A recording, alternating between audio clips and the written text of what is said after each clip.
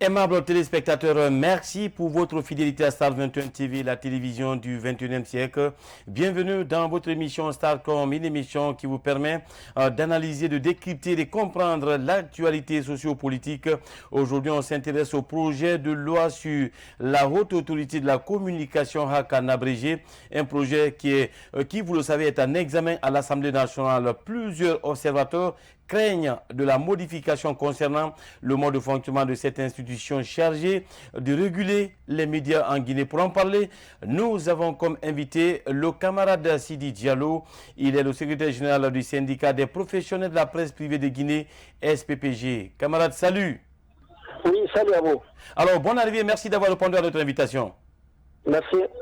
Je le disais à l'entame justement de cette émission, aujourd'hui, il y a un projet de loi qui est en examen à l'Assemblée nationale. Il s'agit bien sûr, disons, de cette loi qui fait polémique au sein du milieu de la presse guinéenne. Vous êtes le premier responsable du SPPG. Parlez-nous-en de cette loi.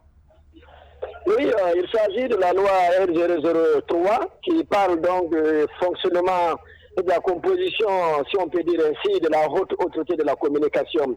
On a appris, comme tout le monde, que cette loi serait à l'Assemblée nationale.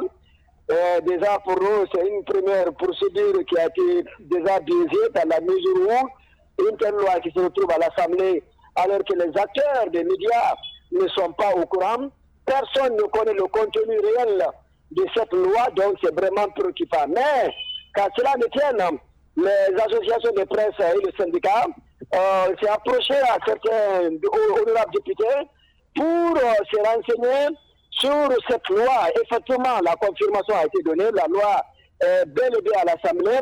Elle attend d'être votée, mais pour l'instant, on entend beaucoup de rumeurs.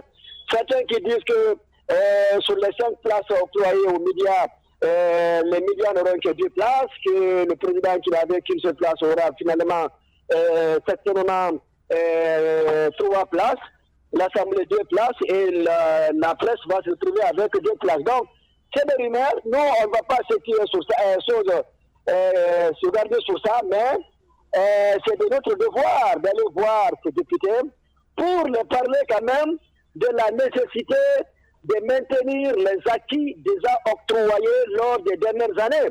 Parce que le pouvoir militaire nous a donné des acquis concernant la haute autorité de la communication, mais aussi concernant la loi L02. Donc, si un régime militaire nous donne des acquis, ça serait quand même désagréable de constater qu'un régime civil vient nous retirer de tous ces acquis. Donc, voilà un peu ce qui est actuellement à l'Assemblée. Oui. Et on les a demandé à défaut d'ajouter des nombres pour les médias, parce qu'on parle là de la haute autorité de la communication. Oui. On ne parle pas de la haute, je ne sais pas, du commerce, ou bien je ne sais pas, quoi que ce soit. On parle de la communication, on parle de la presse. Donc, les médias doivent avoir un nombre important. Donc, à défaut d'ajouter le nombre, c'est-à-dire sur les 5, à défaut d'ajouter, il faut maintenir le nombre, mais aussi et surtout tenir compte cette fois-ci des employés de la presse à travers le syndicat de la presse privée. Oui.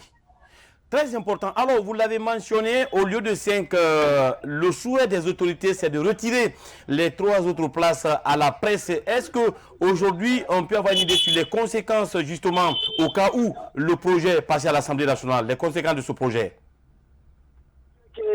Prions Dieu que ça ne soit pas une réalité. Oui. Parce que si ça sera fait, ça sera un véritable recul de la démocratie, de la liberté de la presse. Oui. N'oubliez pas que cette année déjà, on a perdu 3 places sur le classement mondial fait par Reporters sans frontières. Oui. Et si on continue encore à réduire les nombres dans le seul objectif de contrôler la HAC, ben, c'est pour dire que ça sera un véritable recul historique. Et je sais encore une fois, les députés qui sont à l'Assemblée nationale, ils sont des Guinéens. Je sais qu'ils vont mettre l'intérêt de la nation au devant. C'est vrai, ils sont envoyés là-bas par le canal d'un parti politique ou bien par un régime. Mais c'est des Guinéens avant tout. C'est des gens qui réfléchissent bien à ma façon de comprendre. Oui. C'est des docteurs, c'est des professeurs, c'est des diplômés et autres. Les acquis donnés par un régime militaire, je sais qu'ils auront honte de mettre ces acquis à terre étant un régime civil. Oui. Alors, à votre avis aujourd'hui, au cas justement, on ne souhaite pas que le projet passe à l'Assemblée nationale, est-ce qu'aujourd'hui, les associations professionnelles de médias et patrons de presse ont-elles été associées à cette démarche initiée par les autorités de la Troisième République? C'est ce que j'ai dit dès le départ. Personne n'a été associé. Oui. Quand même, aucune association, aucune structure de presse n'a été associée concernant cette loi. C'est ce que nous déplorons déjà. Et ce n'est pas normal. On ne peut pas envoyer une loi sur la presse alors que nous, on n'a pas été consultés.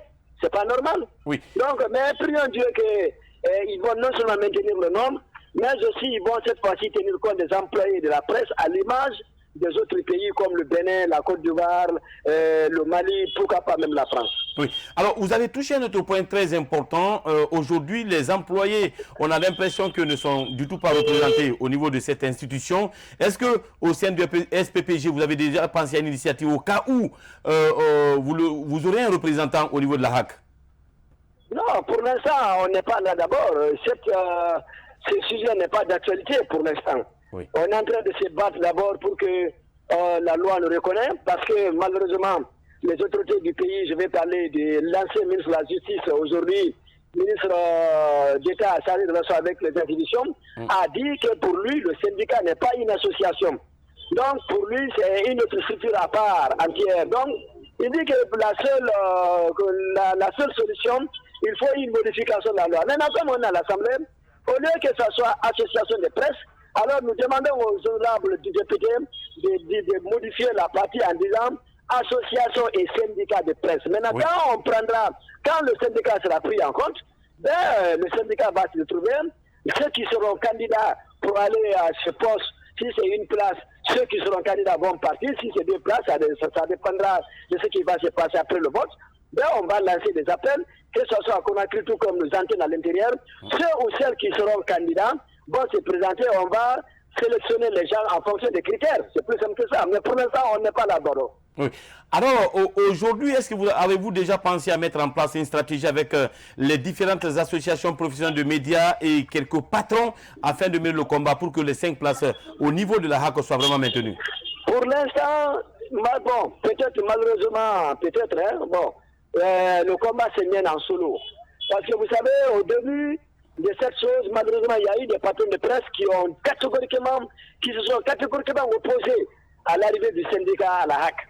Donc, chacun est dans son coin, là, en train de faire le combat. Mais l'objectif quand même, c'est-à-dire si les patrons ont un seul objectif aujourd'hui, c'est-à-dire que le nombre soit maintenu, nous avons deux objectifs. C'est que nous, au-delà de leur objectif, que le nombre, à défaut d'ajouter, soit maintenu, mais nous nous battons aussi pour qu'on soit reconnu, pour qu'on envoie quelqu'un. Donc, actuellement, stratégie pour l'instant, on attend de voir ce qui va se passer. Peut-être c'est après le vote qu'on saura si on peut se retrouver pour mener une stratégie. Oui. Alors, rapidement, bien avant de vous filer un reportage au compte, bien sûr, de cette émission, revenons à votre avis aujourd'hui, pourquoi ces patrons de presse s'opposent aujourd'hui afin que les travailleurs puissent avoir un représentant du côté de la HAC. Vous ne pensez pas qu'aujourd'hui, ils soient menacés par ces travailleurs ou par le syndicat?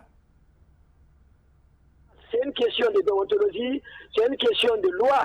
C'est une question de principe. Malheureusement, la plupart parmi eux ne veulent pas qu'on soit en principe. Regardez, je vais vous donner un exemple. Oui. Regardez, ça fait 2 mois. L'État a débloqué 3,5 milliards pour la presse guinéenne. Dites-moi, quel est ce journaliste qui a ressenti l'impact de cet argent-là? Les patrons se sont partagés à travers la HAC. L'argent est passé par la HAC. Ils se sont retrouvés à la HAC là-bas.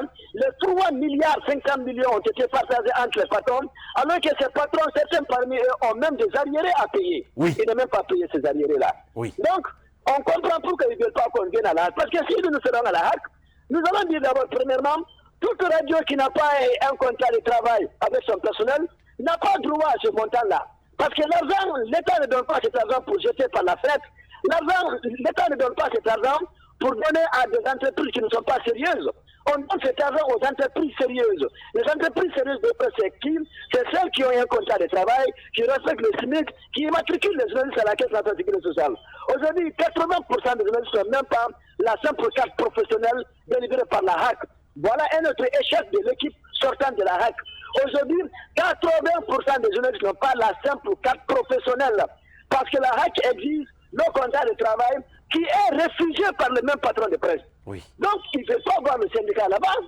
Mais malheureusement, c'est parce que c'est de mauvaise foi. Vous partez au Mali, comme je disais, les employés ont leur place à la HAC.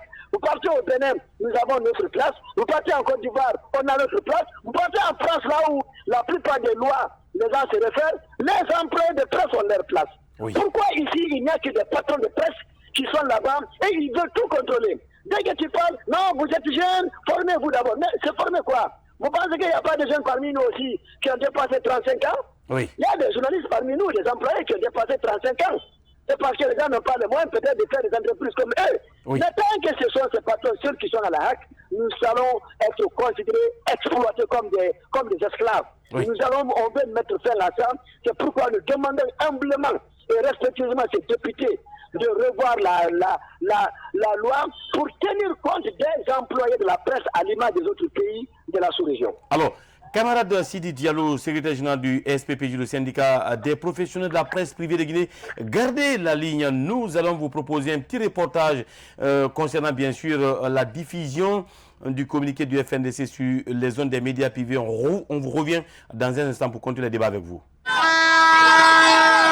Le Front national pour la défense de la Constitution trouve un soutien indéfectible au sein de l'opinion par rapport à la marche pacifique annoncée pour le 8 juillet 2020. Et pourtant, les autorités sont en train de se battre sur le terrain pour démotiver les partisans du FNDC.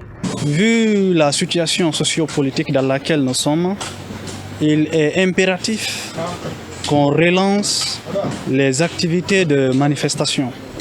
Le pourquoi, la France nous a montré et les États-Unis, les deux nous ont montré qu'il n'est pas, au fait, comme il y a une pandémie, qu'il n'est pas interdit de faire des manifestations en situation épidémiologique. Est-ce que vous comprenez?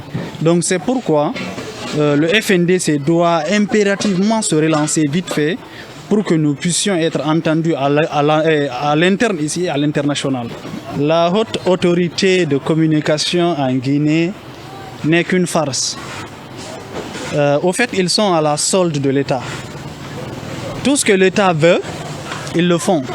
Sinon, elle devrait être indépendante, comme la CENI. Et même la CENI guinéenne n'est pas indépendante. Et quand l'État veut, il suffit juste que l'État bouge le doigt, ils vont automatiquement, c'est comme si au fait ce qu'on appelle un excès de gel. Ils le font avant même que l'État ne bouge le doigt. Et nous avons vu aussi des télés qui ont annulé les spots sans même qu'il y ait confirmation, tels que Espace FM, ils l'ont annulé, mais sachant que d'autres ne l'ont pas fait en attendant. Et si nous regardons exemple la radio Lynx FM qui se trouve derrière nous ici, ou bien la radio Nostalgie, ils n'ont pas annulé les spots de FNDC, mais d'autres se sont précipités pour juste excès de gel. Sinon, la HAC, en aucun cas, ne peut annuler cela. Parce qu'il y a non seulement un contrat qui lie ces radios ou bien ces télés avec le FNDC. Cet autre citoyen demande aux dirigeants de faire un dialogue pour décrisper la crise politique tendue en Guinée. Ce que je peux dire par rapport à cette crise, vraiment que pour la première fois, je demande un dialogue, surtout un dialogue franc entre la mouvance et l'opposition. Parce que vous n'êtes pas sans savoir que cette crise que nous traversons aujourd'hui en Guinée, il faut bien réfléchir et savoir que nous sommes en fait dans un cataclysme économique social. Donc il faut vraiment réfléchir très bien sur les deux parties, parce qu'il ne s'agit pas seulement de déclencher une grève, il faut mesurer l'impact que la grève va nous coûter sur les deux parties. Est-ce que vous voyez? Cette radicalisation des positions politiques intervient en pleine période de pandémie de Covid-19 en Guinée.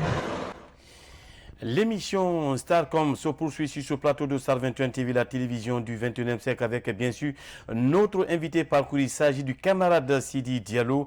Il est le secrétaire général du syndicat des professionnels de la presse privée de Guinée, SPPG. Camarade, vous êtes là?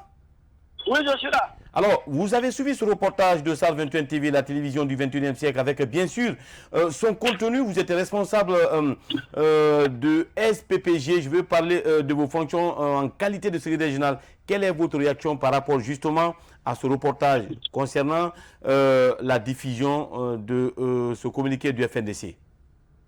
Bon, c'est un peu ce que nous craignons encore. Parce que déjà, ça commence déjà à travers ce communiqué du FNDC.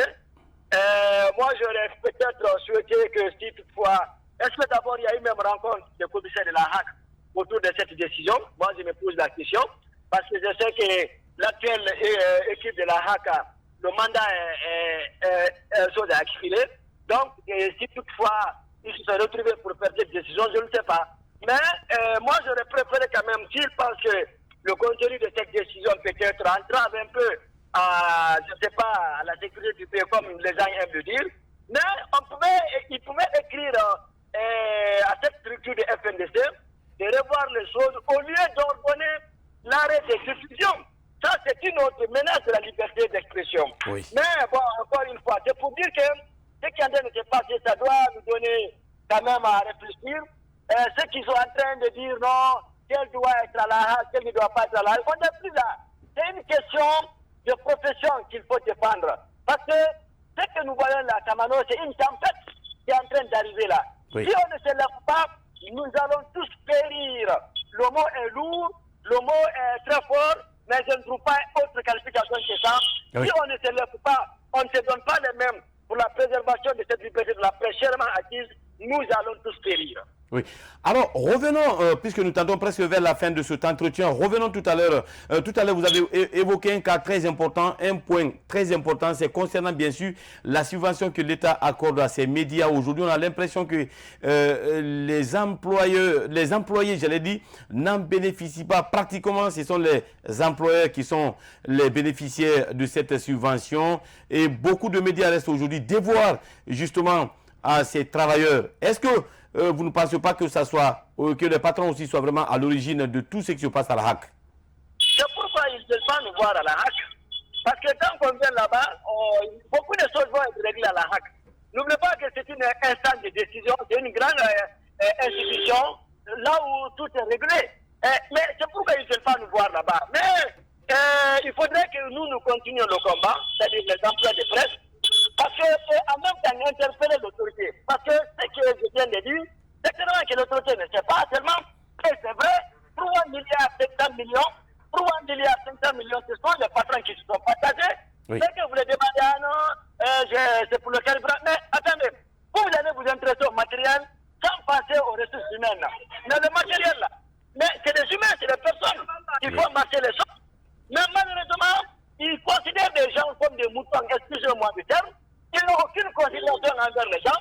Qui fait que je vous dis, même les arriérés, à travers ces milliards qu'ils ont reçus, les simples arriérés. Et puis pendant le mois saint de Ramadan, Kamano, pendant le mois saint de Ramadan, suivi de la fête de Ramadan, les gens là, certains parmi eux, n'ont pas eu le courage de payer même leur tête vis-à-vis des travailleurs. Oui. C'est pour dire que c'est catastrophique, c'est inhumain. D'ailleurs, c'est inhumain le comportement de ces gens-là. Et c'est pourquoi l'État, il faudrait qu'on accepte notre arrivée au sein de cette instance pour que nous puissions envoyer, c'est-à-dire passer la voix de ces employés.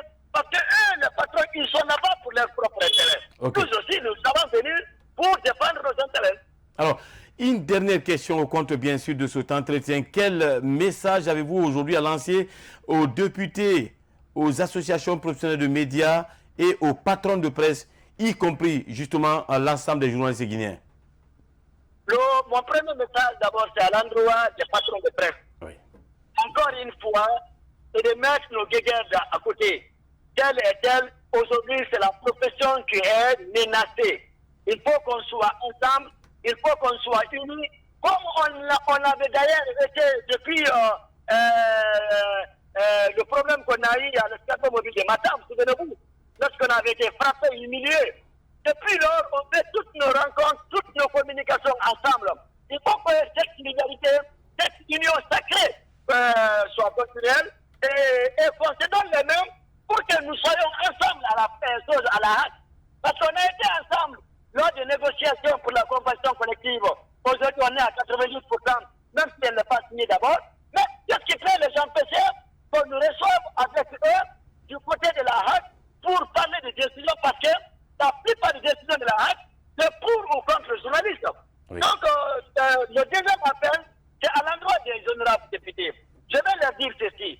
C'est vrai, encore une fois, ils ont été amenés par un parti politique. Ils sont là pour un régime, ainsi de suite. Mais ils sont aujourd'hui menus du peuple. Ils n'ont qu'à regarder l'intérêt du peuple, ils n'ont qu'à regarder l'intérêt de la nation en avant pour ne pas accepter que les acquis, les gens qu'on a eus lors du régime militaire, c'est un régime militaire qui nous a donné des acquis pour la liberté de la presse. Ça sera une honte du siècle que les députés d'aujourd'hui, dans un régime civil, nous fassent reculer. Je sais qu'ils ne le feront pas. À défaut d'ajouter le nombre pour la presse, il faut maintenir le nombre, mais aussi et surtout accepter, c'est-à-dire tenir en compte les emplois de la presse à l'image de la sous-région. Oui. Alors, le message à nos confrères. Bon, encore, c'est la même chose pour les patrons. Il faut qu'on soit soudés. Il faut qu'on soit ensemble. Il faut qu'on laisse aujourd'hui les directeurs et patrons des journalistes. Parce que c'est notre profession, je vous dis bien, qui est en jeu. C'est notre travail. Vous êtes journaliste, c'est parce qu'il y a la presse. Vous êtes patron de presse, c'est parce qu'il y a la presse. S'il n'y a pas de médias, si tout est bâillonné, si tout est contrôlé, aujourd'hui, j'espère que peut-être Kamano aura pas préféré d'aller dans son village là-bas et à Gendebourg là-bas, oui, peut-être pour aller cultiver ou je ne sais pas, pour aller faire autre chose, que de rester dans une radio où tout est fermé, où tout est contrôlé. La presse, c'est la liberté. Tant qu'on n'a pas la liberté de la presse, je vous dis, on ne peut pas parler de démocratie. Donc, il faut qu'on soit unis. On a été, nos confrères ont été arrêtés le dernier mois.